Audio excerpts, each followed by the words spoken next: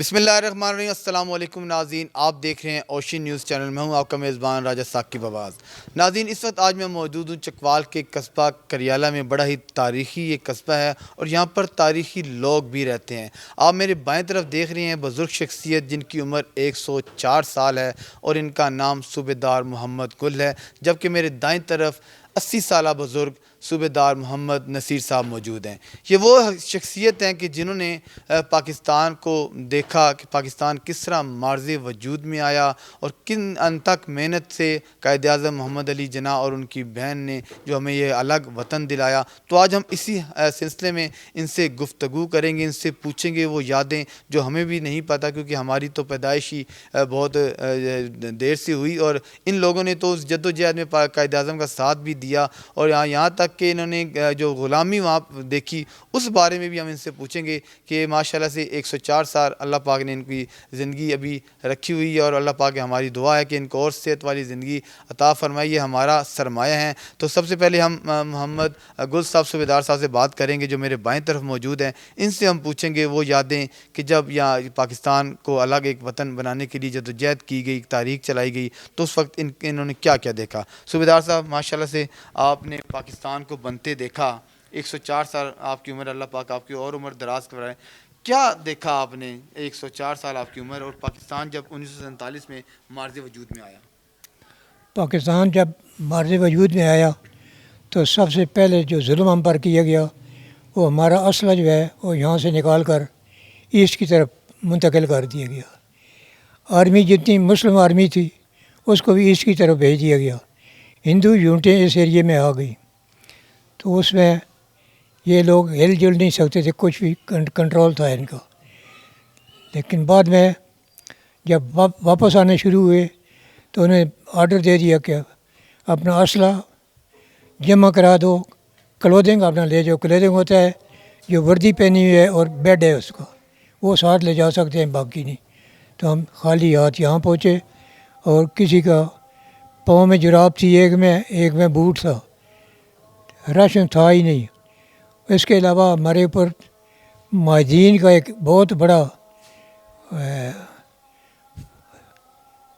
Flood جو ہے وہ آ گیا، ان کو بھی سنبھالنا تھا۔ تو اس کے لیے فوج نے اتنی قربانی دی کہ ایک ٹائم کھانا کھاتے تھے اور دوسرے ٹائم کا پکا کر مہاجرین کیمپ میں لے جاتے تھے ان کو کھلانے کے لیے۔ تو دونوں سائڈ سے قربانی دی گئی ہے، تب جا کر پاکستان جو ہے معرض وجود میں ہے۔ اچھا، بالکل آپ نے جیسے بتایا کہ دونوں طرف سے کمرے کے بیچ میں کوئی افسر کام کر رہا ہے، برٹش ہے یا ہندو ہے، تو پنکھا اس طرح ہوتا تھا کہ ایک پھٹا ہے، پھٹے کے ساتھ کپڑا لگا ہوا نیچے، اس کے ساتھ رسی باندھ کر بندہ باہر بیٹھتا تھا غلام، اور وہ اس کو کھینچتا رہتا تھا، اندر والے کو ہوا ملتی تھی۔ اگر وہ پنکھا ایک سیکنڈ کے لیے یا منٹ کے لیے رک گیا ہے تو گھنٹی بجائے گا، تو بندہ اندر آئے گا، پکا کیوں رکا ہے؟ سر میں تھک گیا تھا۔ ٹھیک ہے، 1 گھنٹہ یہاں ڈبل کرو، بھاگتے رہو 1 گھنٹہ، اس کے بعد پکا چلانا۔ سب سے بڑی غلامی، ہم بول نہیں سکتے تھے بالکل۔ جیسا کہ آپ نے بتایا کہ پنکھا رک جانا، وہ خود تو گرمی میں پنکھا چلاتا تھا، اور اب یہاں پر یہ ہے کہ جو پنکھا جو ہوا لے رہا تھا، اگر اس کا پنکھا رک گیا تو یہ غلامی تھی۔ تو یہ بتائیے گا کہ ہندوؤں کا رویہ کیسے تھا مسلمانوں کے ساتھ؟ کیا وہ مسلمان کو پسند کرتے تھے یا ان کو غلامی ان سے کرواتے تھے؟ ہندو جتنے ہیں یہ بڑے پالیسی فساد ہیں۔ ہندوؤں نے نہ تو کوئی ظلم کیا ہے، نہ انہوں نے زیادتی کی ہے، لیکن انہوں نے سب سے زیادہ چابی بھری ہے ان کو، سکھوں کو۔ جتنا نقصان کیا ہے یہ سکھوں نے کیا ہے۔ ہندو جو ہیں وہ مسلمانوں کو پناہ بھی دیتے رہے ہیں۔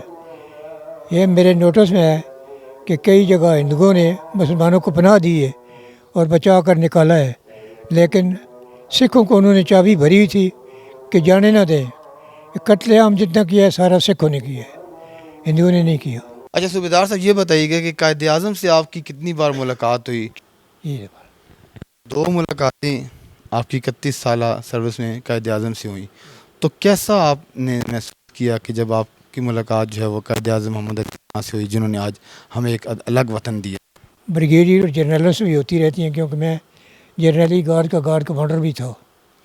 इसलिए ड्यूटी के दौरान जो बातचीत या हुस्न सलूक कायद-ए-आज़म ने किया गार्डों के साथ, वो मैंने बड़ा मुतासर हुआ वो। उनका एक गुफ्तगू होती थी जब ये पाकिस्तान को अलग करने के लिए अंग्रेज़ों के साथ भी, हिंदुओं के साथ भी, तो उनका क्या रवैया होता था? क्या वो तैश में आ जाते थे, क्या क्या नरम नरम मिजाज थे? उनसे गुफ्तगू कैसे करते थे वो? वो बड़े आराम से गुफ्तगू करते थे और बारोब करते थे। यानी जिससे बात करते हैं उसको वो अपनी स्पीच से उस पर रोब डाल देते थे, और ज़्यादती नहीं करनी, अब आराम से बात करनी है और मनवा कर छोड़ना है। जो पॉइंट उनके सामने आया है, वो कोई भी किसी किस्म का बंदा हो, उसको मनवा कर वो आगे जाएंगे। कभी उन्होंने ज़िंदगी बसर कर ली? इनको यही कहूँगा कि आपको बना बनाया वतन मिल गया है, आपने कोई जद्दोजहद। बिल्कुल नाज़रीन, जैसा कि आपने मोहम्मद गुल साहब की गुफ्तगू सुनी, उनका यही कहना है कि अल्लाह ताला का शुक्र अदा करें, कायद-ए-आज़म का एहसान मंद होना चाहिए कि जिन्होंने हमें जो है वो एक आज़ाद वतन दिया, और आज हम अपनी आज़ाद फ़िज़ाओं में अपनी इबादत भी कर रहे हैं, हम तालीम भी हासिल कर रहे हैं, तमाम तर वो काम कर रहे हैं जो आज़ादी के एक मुल्क में जो होना चाहिए, और आज़ाद मुल्क में लोग रह कर अपनी आज़ादी के जो है वो जश्न भी मना रहे हैं और ज़िंदगी बसर कर रहे हैं। तभी हम सूबेदार मोहम्मद नसीर साहब से भी गुफ्तगू करेंगे। 80 साल इनकी उम्र है, तो ये क्या कहेंगे 14 अगस्त के हवाले से, कायद-ए-आज़म के रवैये के हवाले से और कायद-ए-आज़म के जद्दोजहद के हवाले से? बिस्मिल्लाहिर्रहमान। हमारे ऊपर ये एक बहुत बड़ा कायद-ए-आज़म मोहम्मद अली जिन्नाह और उनके रफ़ा का एहसान है, और अल्लाह ताला की ये करम नवाज़ी है कि हमें एक आज़ाद वतन मिला है, लेकिन हम इसकी कदर नहीं कर पा रहे हैं जो इसका हक़ था। भाभी कायद-ए-आज़म मोहम्मद अली आगे ऐसी शख्सियत, बारोब शख्सियत थी कि वो जिसके सामने भी आते थे, जब वो आँखों में आँखें डालते थे, वो आदमी उनकी आँखों में देख नहीं सकता, तो इतनी ज़रूरत नहीं कर सकता, तो इस शख्सियत के मालिक थे। और तहम्मुल मजाजी से कोई भी बात है वो दलाइल से वो बात मनवाते थे, धौंस धांसली उनके फार्मूले में नहीं थी। तो मैं यही आखिर में अर्ज़ करूँगा कि ये जो पाकिस्तान मुल्क हमें मिला है, हम इसमें अपनी मजहबी आज़ादी है, हमें सबसे बढ़ कर जो है, जब ग़ुलामी का दौर था तो हम अपने मजहबी रसूमात भी नहीं अदा कर सकते थे, मस्जिदों में ताले लग जाते थे। तो इसकी कदर करें, अल्लाह ताला के सामने सजदा रेज़ हों, अल्लाह ताला से अपने गुनाह की माफ़ी मांगें और इस पाकिस्तान को आगे बढ़ने के लिए मुस्बत किरदार अदा करें। शुक्रिया। जी बिल्कुल, जैसा कि आपने नसीर अपना जश्न भी मना रहे हैं और तमाम तर मजहबी रसूमात के अलावा दीगर जो आज़ादी के हवाले से जो हम यहाँ पर तकरीबात भी कर रहे हैं, और आज़ाद वतन में रह कर जो है हम अपना आज़ाद जो है वो वतन भी हासिल कर चुके हैं, और अपने लोगों के साथ मिलजुल कर भी रह रहे हैं, रिश्तेदारों के साथ भी रह रहे हैं।